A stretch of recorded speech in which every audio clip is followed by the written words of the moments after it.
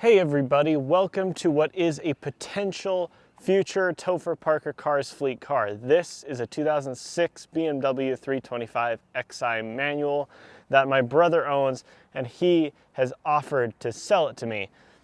Nicely, or maybe not nicely, depending on the problems that it has, but we're gonna go over that in a minute.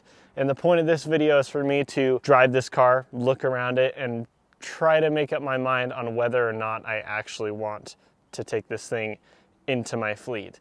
That would involve getting rid of my 2005 BMW 3 Series, which is from the previous generation and has lots of problems, including rust, a clutch that's on its way out, and 190,000 miles that it just crossed over. This could be a clean slate for me with 150,000 miles and for hopefully not much more than what I originally paid for my E46. This BMW comes from the E90 Generation 3 series, which my first impression of is the most boring looking 3 Series that they ever made.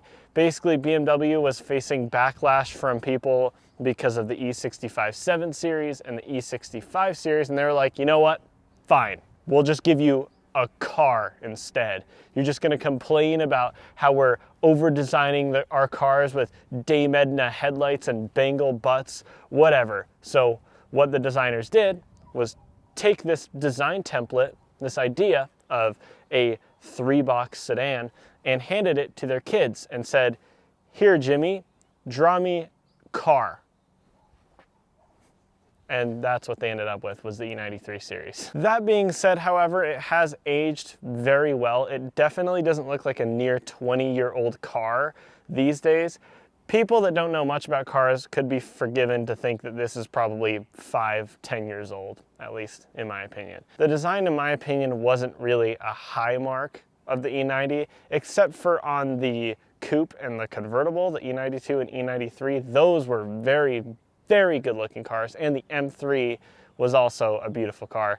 But standard E90 and E91 sedan and touring was just quite bland looking, if you ask me. Let's take a review type tour around this car real quick. Let's quickly talk about practicality. And just like in the E46 that it replaced, there is really not that much room back here for somebody that's 6'3" like I am. No leg room, absolutely none of it. That is the definition of zero. No foot room and no headroom. It's really not that comfortable back here. For short journeys and things like that, if you're a tall person, it's fine. And for kids back here, it's totally fine. The biggest change from my car is this center armrest, which is very nice, and cup holders, which actually slide out in a very satisfying and Germanic way. In a very fast, schnell, yes. So yeah, back here, it's really not that great. It's quite cramped and quite depressing and dark as well. The interior materials up here are just as good as they are in the front, which is nice. It's just a cramped back seat. All right, the front seat of the E90 3 Series. Now, we get to talk about this weird era of BMW key. Now, it's sort of keyless entry, keyless go, but you can't actually get in and start the car with the key in your pocket, which is the whole point of a keyless go system and a key like this. You actually still have to insert it into this slot right here, and then it actually comes to life, but only when the key is in there, which sort of completely defeats the purpose of having a key like that. You might as well just have a traditional key that you stick in a traditional slot and turn, but hey, it's something. They were trying to be cutting edge back in the day, but they didn't do a very good job of it.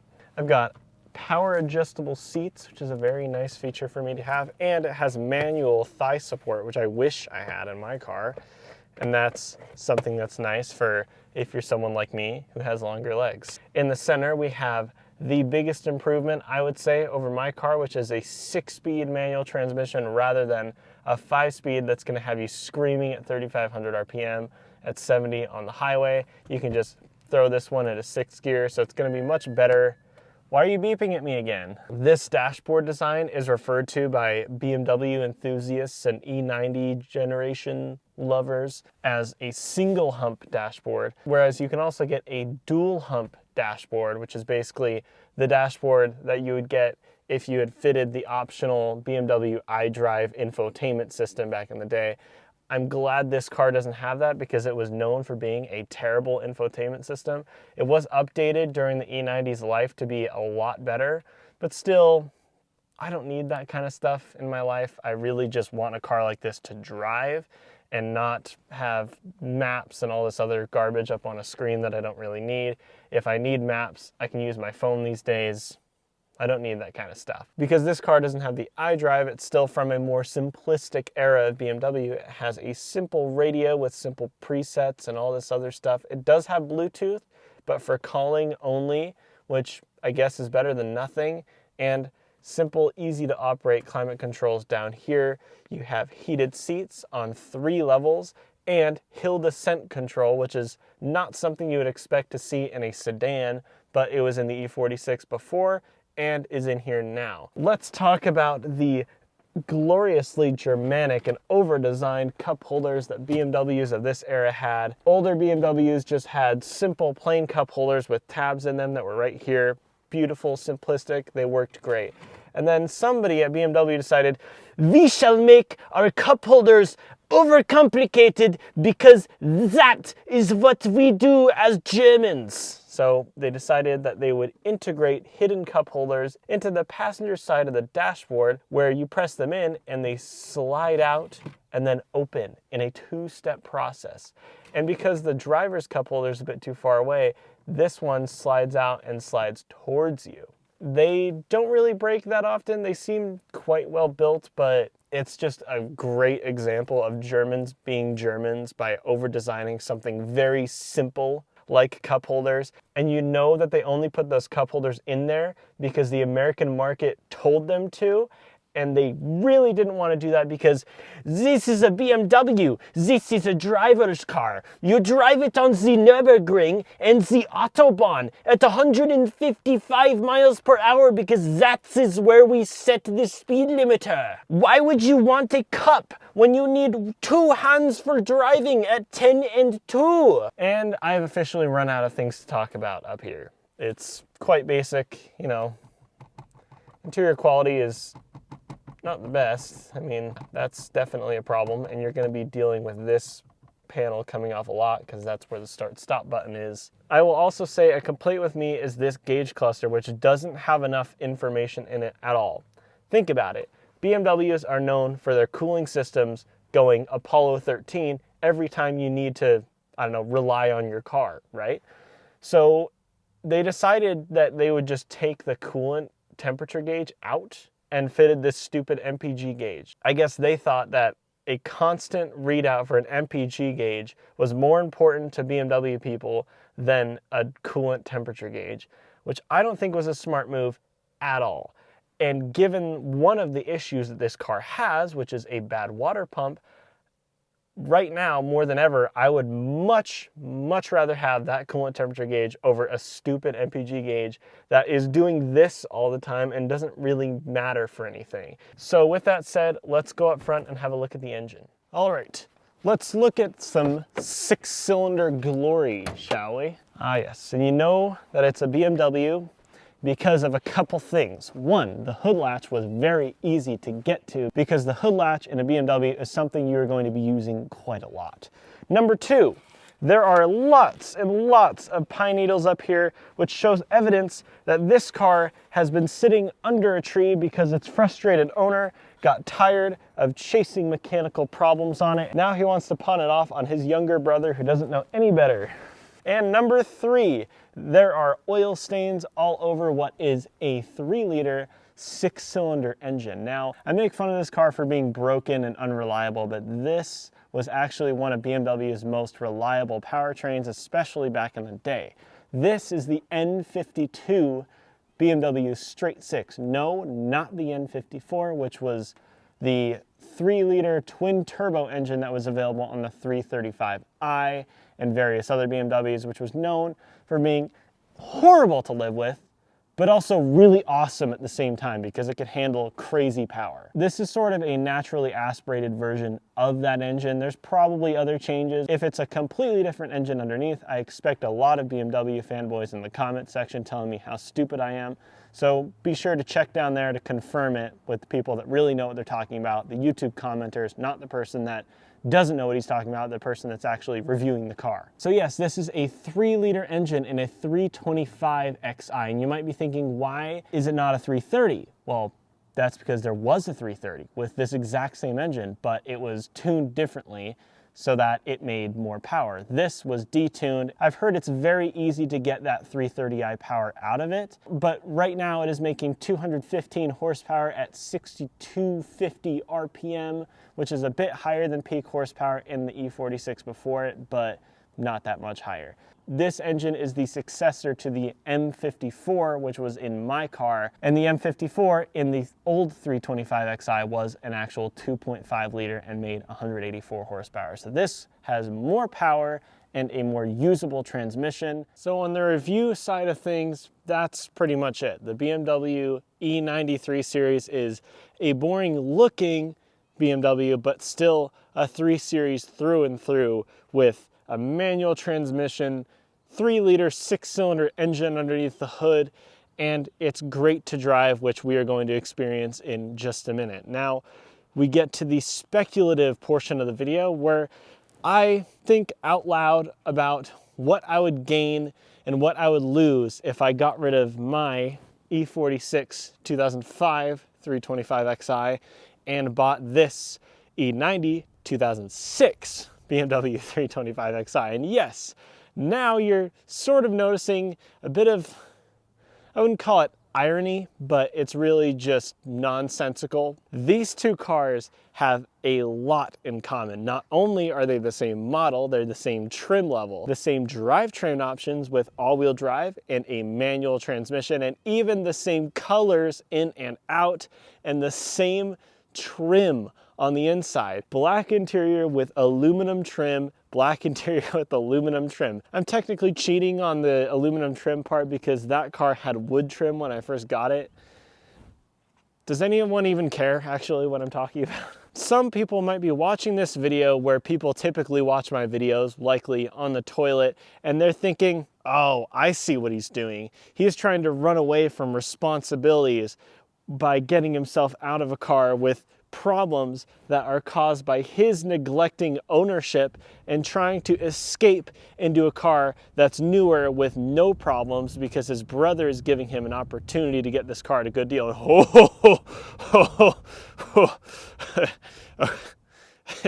No, that is not correct at all. While yes, my car has many, many cosmetic issues, this car is by no means any better in terms of condition. There are many, many problems. Anybody who typically watches my videos might be wondering why I never talked about trunk practicality. And that is for a very good reason.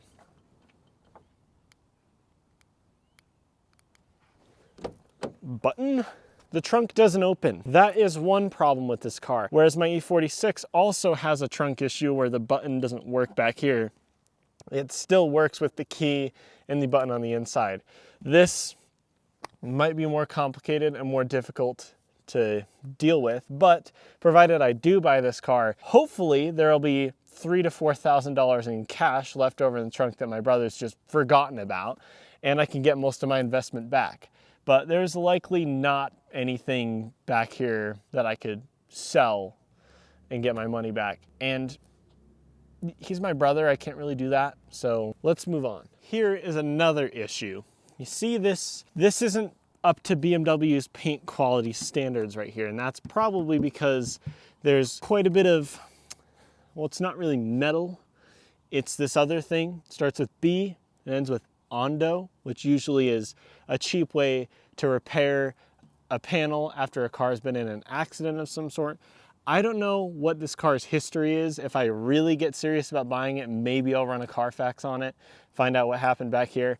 But yeah, this paint cracking up here, you can actually hear the difference metal Bondo.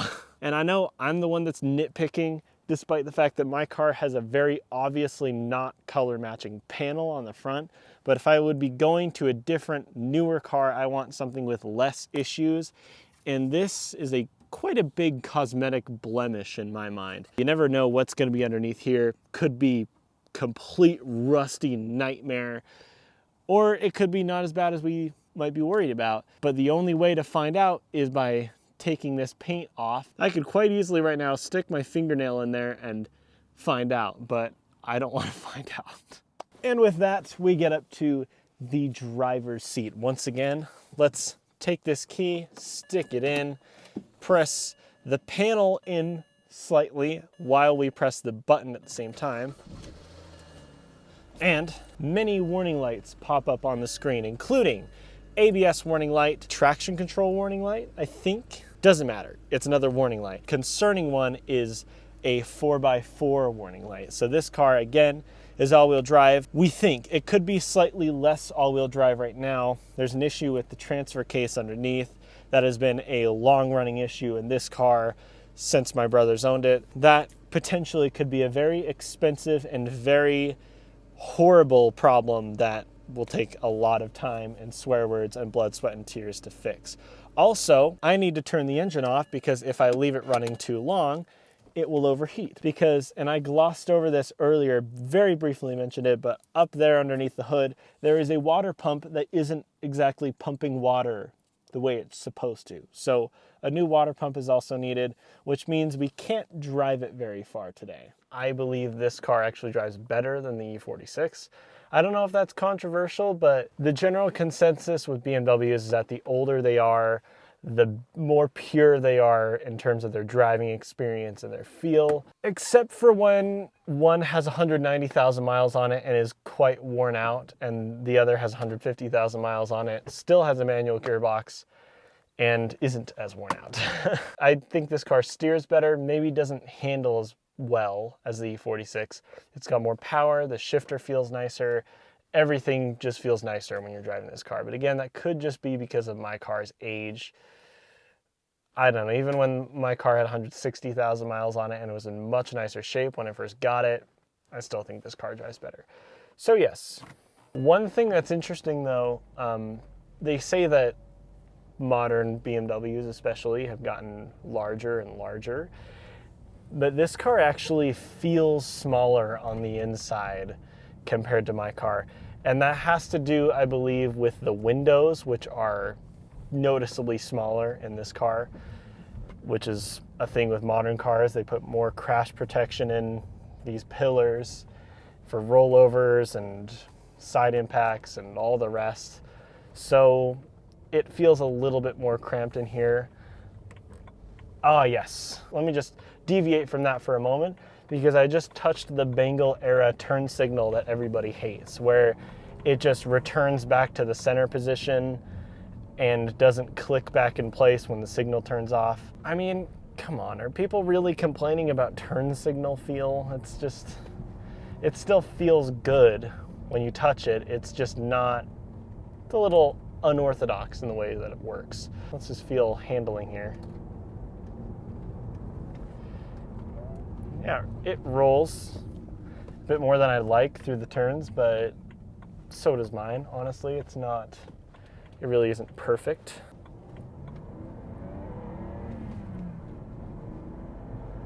God, it's so smooth.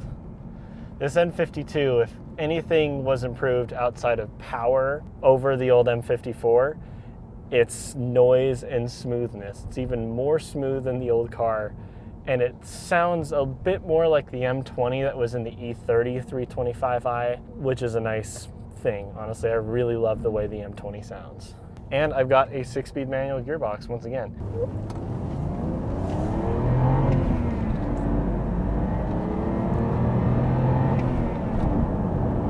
Oh yeah.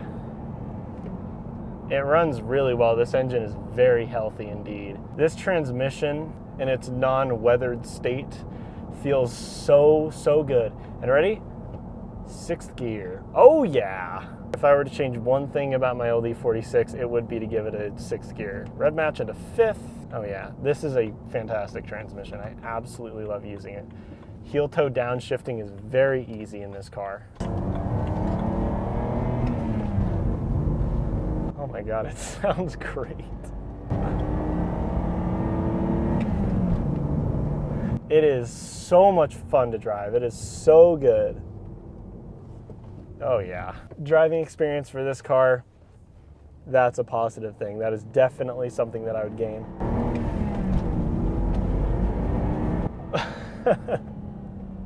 This car is so much fun to drive. And it feels like it has so much more power than my old car. I know it's only about 30 horsepower. It feels like it has 60 or 70 more than my old car. Driving experience, tip-top. Cosmetically, this car is much better than my old car in terms of driving experience and how much fun it is to drive. It's easily better than my old car. Mechanical issues, well, we can't have it all, I suppose. It's not perfect. Way more fun to drive and more enjoyable than my old car, but there are some problems. So let me know down in the comments, everybody, what you think I should do. You think I should buy this car or maybe buy a different E90 with less problems? That's what I want, which I don't really need four-wheel drive.